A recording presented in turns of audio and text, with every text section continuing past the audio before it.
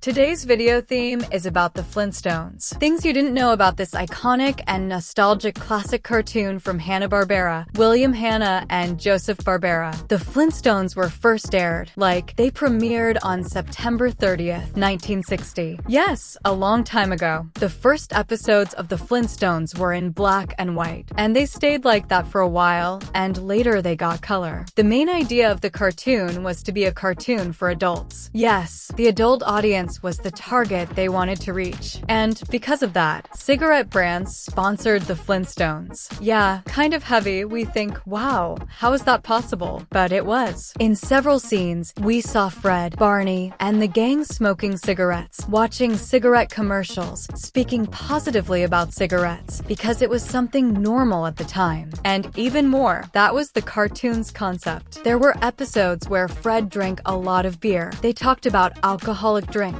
said good things, and they even had a bar at one point. The original name for the cartoon was the Flintstones, and in that pilot, which was the very first thing we got to see from the Flintstones, you can see a big change, especially in the character of Betty. You see that character in the window? That's Betty. And later you'll see how different she ended up looking. The pilot was originally in black and white, but later it also got color. The Flintstones stayed on the air until 1966, with 166 episodes divided into 6 seasons, more or less one season per year. Around the third season, in 1962, Pebbles, the daughter of Wilma and Fred, was born. And then the cartoon started to have more of a family tone, and the kids' audience began watching it much more. And now you may be wondering, but if the children's audience grew a lot, did the cigarette brand keep sponsoring the cartoon? So let me answer you right now. No. The cigarette brand ceased to exist, and it was replaced by a juice brand, which began sponsoring the cartoon. Before continuing the video, subscribe to the channel if you're new here. Click the like button, it really helps the channel, and share it with your friends who enjoy the themes of the channel, the Flintstones Cartoon Network, because that helps spread the word and more people can enjoy our videos. The Flintstones became so famous, so insanely famous, that they were aired in over 80 countries and dubbed into more than 20 languages. That's a lot. Like I said earlier, the Flintstones had 166 episodes split into 6 seasons. And that made the Flintstones the first cartoon to stay continuously on air for that long. In other words, they stayed on for a full 6 years, and that was a record. It took a while for that record to be broken. That record was only broken in 1997, that is 31 years later, by The Simpsons, when they aired their 167th episode, one more than the Flintstones. The Flintstones were also the first 2D animated series to feature a continuous story lasting over 30 minutes. In other words, each episode of the Flintstones had a beginning, middle, and end, and lasted about half an hour, which was quite long compared to other cartoons of the time that were much shorter. So with all that, the Flintstones became a huge success for Hanna-Barbera. And from there, they really took off and started creating many other cartoons.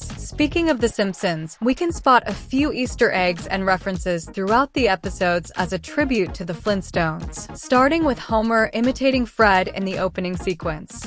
Yabba dabba do Simpson, Homer Simpson, he's the greatest. Then we have Homer and his family entering the living room, and we see Fred, Wilma, and Pebbles sitting on the couch. Amazing. Another really cool scene is Bart picking up the phone, and instead of numbers, there are pictures of each Flintstones character. He calls Fred, who actually picks up and talks to him. Another memorable reference is when Homer's house transforms into several other houses, and one of them is Fred and Wilma's home. I believe all of this is a way of showing appreciation, a gesture of gratitude from The Simpsons to the Flintstones for holding that record for 31 years and for paving the way. Another fun reference is a go-kart race between kids, and we can see one of the boys driving with his feet on the ground, just like Fred. And on the hood of the car, it says yabba dabba. Then we see Fred, Wilma, and Dino inside their car. In a Halloween party scene, Homer shows up dressed as Fred and Marge as Wilma. There's also a really nice scene where Bart and Lisa are in the car looking at a map while music plays, a direct reference to the Flintstones. Another great moment is Homer driving like Fred and shouting yabba dabba do.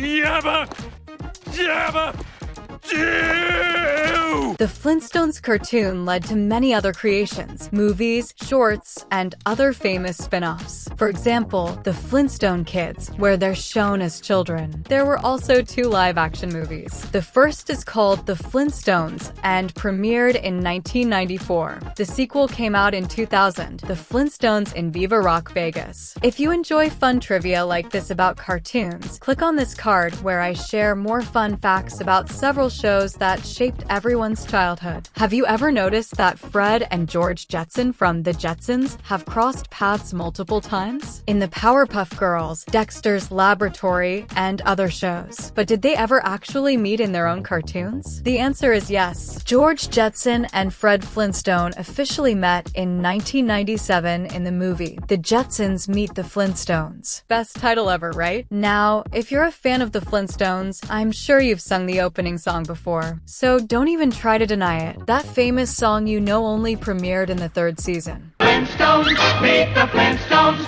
they're the modern Stone Age family. But before that, the original theme that lasted for the first 2 seasons was this one right here.